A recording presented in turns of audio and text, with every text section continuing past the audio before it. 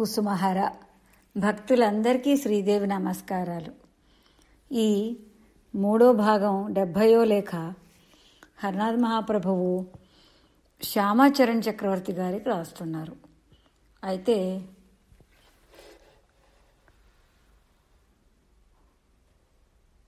బాబా ఆ టైంలో కాశ్మీర్లోనో జమ్మూలోనో ఉన్నారని అర్థమవుతుంది. శ్రీనగర్లో కానీ జమ్మూలో కానీ ఉన్నారో అని అర్థమవుతోంది.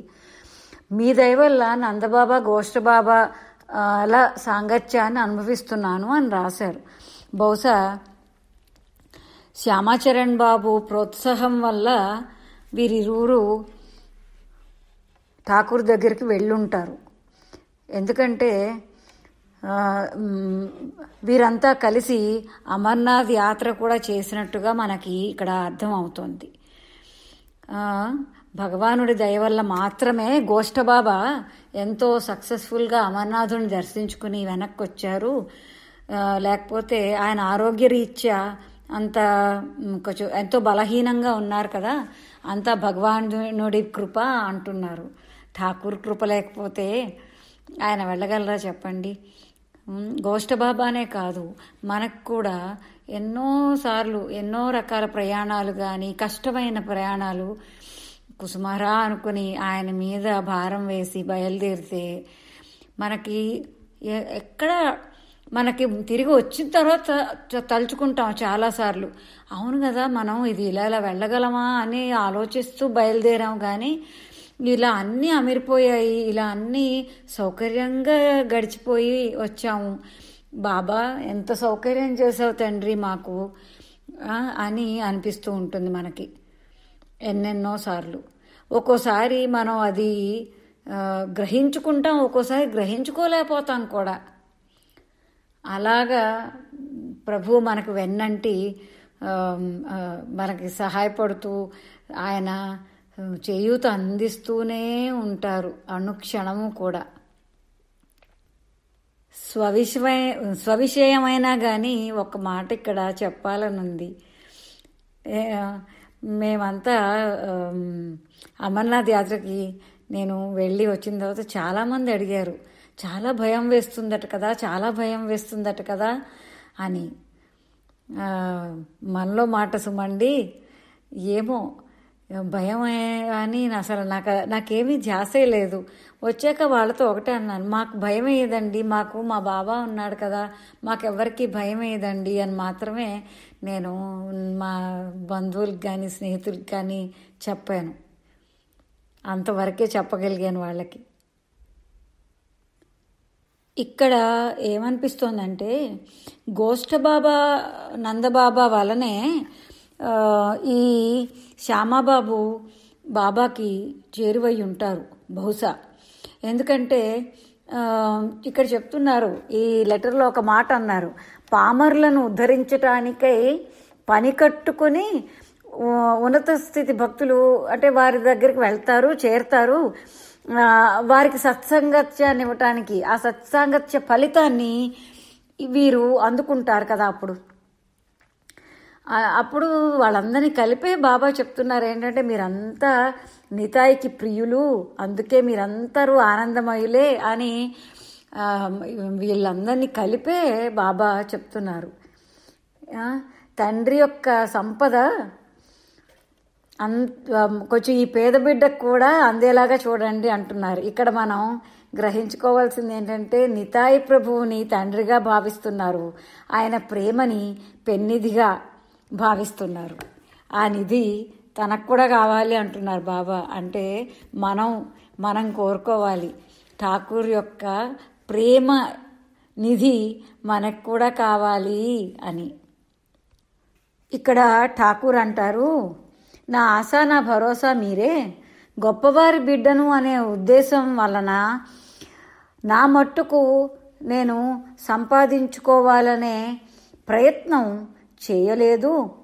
ఇక నిశ్చింతగా ఎవరికి భయపడకుండా అటు ఇటు తిరగాలని ఉంది. నన్ను చివరి వరకు రక్షించబడేటట్టుగా చూడండి అంటున్నారు. ఇది కూడా ఠాకూర్ అన్నట్టుగా కాదు, మనం అన్నట్టుగా భావించుకుంటే గనక ఇది ఇక్కడ నాకు వచ్చిన భావన ఒకలా అనిపిస్తోందండి. చాలా వరకు ఏంటంటే గొప్పవారి బిడ్డలు అంటే ఐశ్వర్యవంతులు అయిన వారి బిడ్డలు వారికి ఒక రకంగా ఒక కాన్ఫిడెన్స్ లెవెల్స్, ఓవర్ కాన్ఫిడెన్స్ అనొచ్చు మనం. ఇక్కడ ఓవర్ కాన్ఫిడెన్స్ వస్తుంది. ఏంటంటే మనకు బోల్డ్ డబ్బు ఉంది, మనమేం కష్టపడక్కర్లేదు, మనకు రెడీగా ఉంది అని. అయితే అది ఎప్పుడూ కూడా మంచి పద్ధతి కాదు కదా. ఎందుకంటే లోకల్లో ఒక విధానం చూస్తూ ఉంటాం మనం. ఒక సైకిల్ లాగా, ఒక సైకిల్ చక్రం ఇలా మీదకు వెళ్తుంది, తర్వాత అది కిందకి దిగుతుంది, మళ్ళా మీదకు వెళ్తుంది. ఎందుకంటే చెప్తూ ఉంటారు చూడండి, ఎంత గొప్ప గొప్ప ఫ్యామిలీస్లో కూడా ఒక చిన్న స్థితి నుంచి కష్టపడి తాత, దాని తర్వాత తండ్రి సంపాదిస్తారు, అలా మీదకు వస్తారు. ఈ సంపాదించారు కదా, డబ్బు ఉంది కదా అని, అంటే భౌతికమైన ఎగ్జాంపులే చెప్తున్నాను అనుకోండి. వాళ్ళ ఉన్నత స్థితికి వచ్చాక అక్కడ 99% డౌన్ఫాల్ ఉంటుంది. తర్వాత ఒక 2 జనరేషన్స్ కిందకు వస్తారు, మళ్ళీ వాళ్ళు మళ్ళా పుంజుకుని మళ్ళీ పైకి వస్తారు. అలాగా ఆ ఎగుడు దిగుడులు జరుగుతూ ఉంటాయి. అందువల్ల కాల క్రమేణా ఇలా అవ్వకుండా తెలివైన వాళ్ళు చేసే పని ఏంటి, మిగిలిన 1% తెలివైన వాళ్ళు చేసేదేంటి, వాళ్ళు ఎంత డబ్బున్నా కానీ అణిగి ఉంటూ ఈవేళ ఉంది ధనం అనేది, ఈవేళ ఉంటుంది రేపు ఉండదు. కాబట్టి వాళ్ళు బ్రతుకు తెరువు చూసుకోగలిగేటట్టు, వాళ్ళు సంపాదించుకునేటట్టు, సెల్ఫ్ సఫిషియెంట్గా వారి బిడ్డలు ఉండేటట్టు తల్లిదండ్రులు వాళ్ళని తర్ఫీదు చేయాలి, వాళ్ళని ఆ రకంగా వాళ్ళని ట్రైన్ చేయాలి. వాళ్ళు బతకగలరు అనే కాన్ఫిడెన్స్ ఇవ్వాలి, ఓవర్ కాన్ఫిడెన్స్ ఇవ్వకూడదు. అలాగా ఇక్కడ ఏమనిపిస్తుందంటే బాబా మనకి ఈ మాటల్లో మనకి నేర్పిస్తున్నది ఏంటంటే, తల్లిదండ్రులకు ఉంది కదా అని మనం మన బిడ్డల్ని అలా ఓవర్ కాన్ఫిడెన్స్తో పాడు చేయకుండా వాళ్ళని చక్కగా తీర్చిదిద్దుకోమని మనకి మహాప్రభు మనకి చెప్తున్నారు, మనకు నేర్పిస్తున్నారు అని నాకు అనిపిస్తోంది. అలాగే ఇది భౌతికమైన డబ్బు అయితే ఇలా అనుకుందాము. ఒక పాత సినిమా పాట గుర్తొస్తుందండి. కొండలైన తరిగిపోవు కూర్చొని తింటే, కొండలైన కరిగిపోవు కూర్చొని తింటే, అయ్యో కూలిపోవు జీవితాలు ఇది తెలియకుంటే. భౌతికంగా ఇలా అనుకున్నా, భౌతికమైన ధనం గురించి, నామధనమైనా సరే ఇక్కడ అది కూడా నాకు ఏమనిపిస్తోందంటే, నామధనమైనా సరే నామధనం ఒకరిదించి ఒకరికి ట్రాన్స్ఫర్ అవ్వదు కదా. ఇప్పుడు వీరందరినీ బాబా తనకన్నా పెద్దగా ఊహించినట్టుగా రాస్తున్నారు, మనకి మాయపొర వేస్తూ చెప్తారు అనుకోండి. అయితే వారందరూ నితాయికి ఇష్టలు కాబట్టి వారందరూ ఆనందమయులు అంటున్నారు. తాను కూడా ఒక వారి అన్నదమ్ముడుగా చివరివాడిగా అక్కడ మాట్లాడుతున్నారు. ఈ బిడ్డకు కూడా ఉండేటట్టు వాటా చూడండి అని. కరెక్టే, కానీ భౌతికమైన ధనంలో వాటాలు అన్నీ ఒకరి నుంచి ఒకరికి సంక్రమించే ఆస్తిలాగా ఉంటుంది, కానీ నామధనం అలా సంక్రమించదు కదా. నామధనం ఎవరికి వారే కూడబెట్టుకోవాలి కదా. ఆ భావం నాకు ఇక్కడ స్ఫురిస్తోంది. నామధనం ఎవరిది వారిదే, ఎవరి మట్టుకు వారే కూడబెట్టుకోవాలి. అప్పుడు నిశ్చింతగా ఉంటుంది, నిశ్చింతగా ఉండి ఎవరికి భయపడకుండా అటు ఇటు తిరగచ్చు. ఆ నామమే చివరి వరకు రక్షిస్తుంది. రక్షించేట్టు చూడండి అని ఇక్కడ బాబా అన్నారు కదా. నామధనం ఉంటే అదే ఆ జగత్ప్రభు మన వెంట ఉన్నట్టే కదా. ఆయనే మనకి జగద్రక్ష, సర్వదా ఆయనే మనకి రక్ష కదా.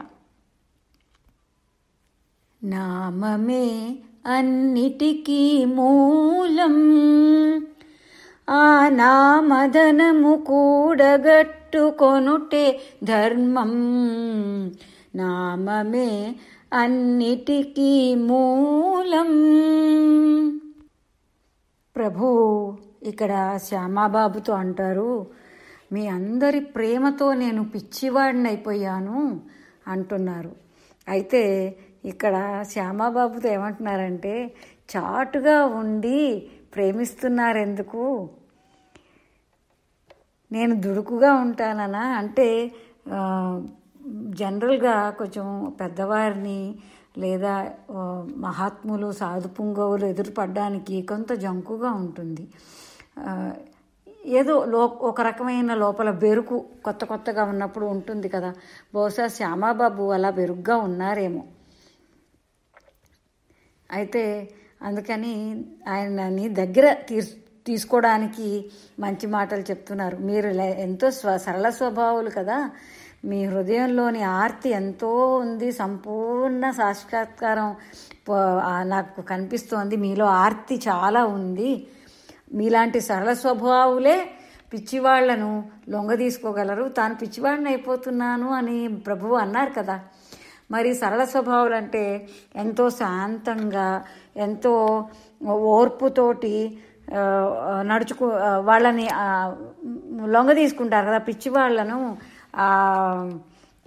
మంచి మాట్లాడి కొంచెం దుడుగ్గా ఉన్న బిడ్డల్ని కూడా, ఇక్కడ అది కూడా ఎగ్జాంపుల్ చెప్పారు కదా, నేను దుడుకు బిడ్డనా అని అన్నారు. దుడుగ్గా ఉండే బిడ్డల్ని కూడా ఓర్పుతో సహనంతో లాలించి దగ్గర చేర్చుకుని ఒడిలోకి చేర్చుకుంటారు కదా. ఆ రకంగా ఈ శ్యామాబాబుని తన దరి చేర్చుకోవడానికి బాబా ఎంతో ప్రయత్నిస్తూ చక్కగా చెప్తున్నారు మాటలు అని అనిపిస్తోంది. మరి మన విషయం తీసుకుంటే మనం బాబాకి నచ్చేటట్టుగా ఉండాలి. బాబా మనల్ని దగ్గర చేర్చుకోవాలి అంటే మనం కూడా సరళ స్వభావంతో, ఆర్తితోటి ఆయన నామస్మరణ చేసుకుంటూ ఉన్ననాడు ఆయన మనల్ని దగ్గర తీసుకుంటాడు కదా. సీతారామయ్య తాతయ్య గారు అంటారు, నా పెన్నిదివైతివిరా ఓ నాకు సుమహరా, అపురూపమైన ప్రేమనిటులే వర్షింపుమురా, అపురూపమైన ప్రేమనిటులే వర్షింపుమురా, ఓ నాకు సుమహరా, ఓ నాకు సుమహరా, నా జన్మము ధన్యమురా, నన్ను బ్రోచుచుండరా, కాపాడుచుండరా,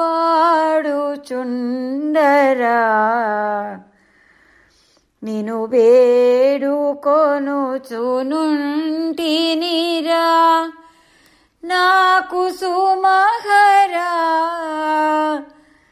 నిను వేడుకొనుచునుంటినిరా, నాకు సుమహరా,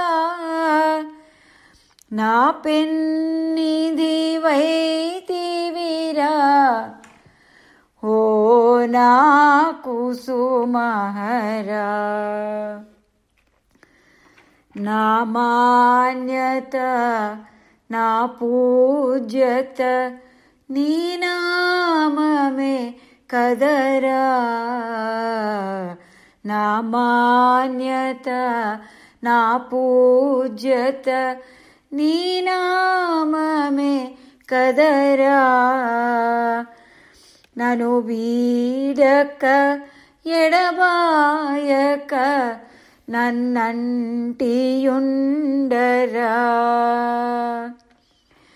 వేడుకొనుచునుంటినిరా, నాకు సుమహరా, నా పెన్నిదివైతివిరా ఓ నా కుసుమహరా. ఇక్కడ ఠాకూర్ శ్యామాబాబుతో అంటున్నారు, ఈ దురదృష్టవంతుడైన బిడ్డపై వాత్సల్యాన్ని కలిగి ఉండమని మా అమ్మతో చెప్పండి అన్నారు. అంటే శ్యామాబాబు భార్యని బాబా తల్లిగా భావిస్తూ ఈ మాట అని ఉంటారు. అయితే ఇక్కడ వాత్సల్యము అనే దానికి నేను ఒక పెద్దలు ఒక ఆయన ఒక ప్రసంగంలో చెప్పిన విషయం మీతో పంచుకోవాలని ఉంది. వత్సము, గోవత్సము అంటారు కదా, వాత్సల్యము అక్కడి నుంచి వచ్చింది అని చెప్పారనమాట ఆయన. వత్సము పుట్టగానే, గోవుకి గోవత్సం పుట్టంగానే అది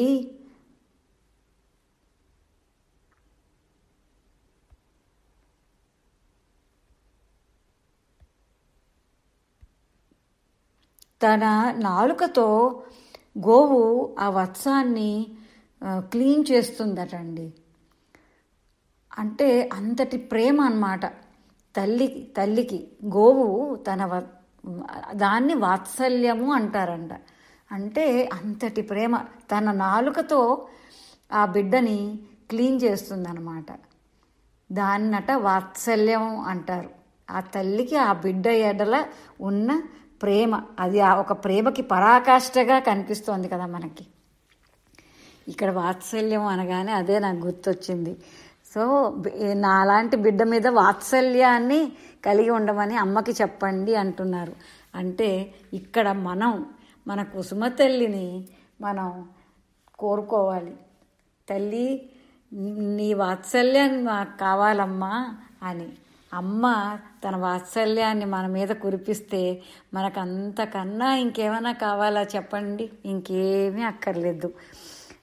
అమ్మ ఎప్పుడు ఆనంద రూపంతోనే నాకు కనిపించాలి అని కూడా ఇక్కడ బాబా కోరుతున్నారు. అది అంతే కదా. తండ్రి కోపాన్ని కూడా పిల్లలు కొంచెం భరించుకోగలుగుతారు, కానీ అమ్మ కళ్ళెర్ర చేస్తే పిల్లలకి చాలా బాధ వచ్చేస్తుంది. ఎందుకంటే తండ్రి కోప్పడితే తల్లి వెనక నక్కి తండ్రిని చూస్తారు పిల్లలు. లేదా తండ్రిని ఏమైనా అడగాలంటే అమ్మ దగ్గరికి వచ్చి అమ్మ చేత అడిగిస్తారు. నా తండ్రిని ఏదైనా కోరిక కోరాలన్నా కానీ అమ్మ వెనక దాక్కుని అమ్మ చేత అడిగించుకుంటారు. అందువల్ల అమ్మ కటాక్షిస్తే అన్ని పనులు నెరవేరుతాయి. కాబట్టి ఇక్కడ అంటున్నారు, అమ్మ కళ్ళెర్ర చేస్తే తట్టుకోలేని బిడ్డని, చాలా భయపడే బిడ్డని అని బాబా అంటున్నారు మనకి నేర్పించడానికి. మనం కుసుమమ్మ దగ్గర ఎలా ఉండాలో మనకి నేర్పిస్తున్నారు. అయితే మన కుసుమ తల్లి ఎప్పుడు నిజంగా ఆనందమయ్యే కదా. అమ్మ ఎంతో ప్రేమమయి, ఆనందమయి, దయామయి. ఆనందరస సుందరీ పరమానంద రస సుందరీ, ఆనంద రస సుందరీ. కన్న తల్లివి నీవు, కాళీమాతవు నీవు. కన్న తల్లివి నీవు, కాళీమాతవు నీవు. కరుణించి మము బ్రోవ కుసుమ తల్లివి నీవు. కరుణించి మము బ్రోవ కుసుమ తల్లివి నీవు. ఆనంద రస సుందరీ పరమానంద రస సుందరీ, ఆనంద రస సుందరీ. అమ్మ మన మొర వింటే చాలు అంటూ అన్నామలై నాయకర్ గారు కూడా ఇలా పాడుకున్నారు. మాతా కుసుమా మా మొర వినవా, మాతా కుసుమా మా మొర వినవా. మొర విని దర్శనమీయవా, ఎగరావా మాతా కుసుమా మా మొర వినవా మొరవిని దర్శనమీయగరావా మాతా కుసుమా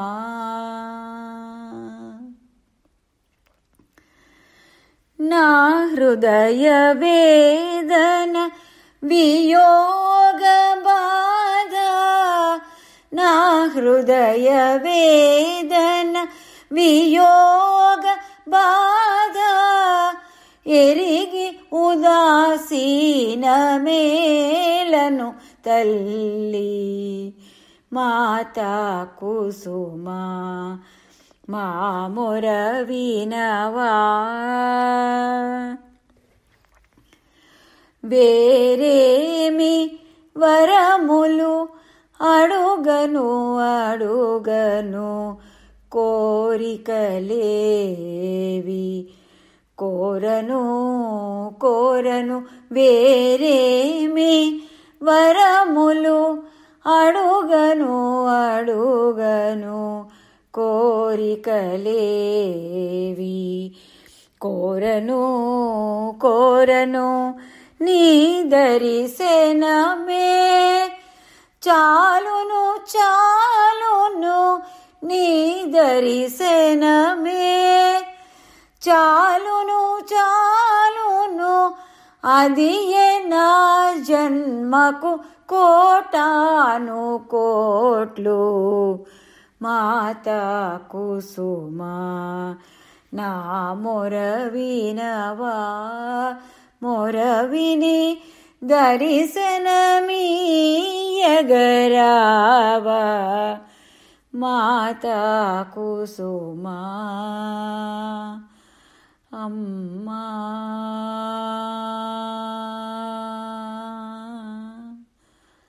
అమ్మా.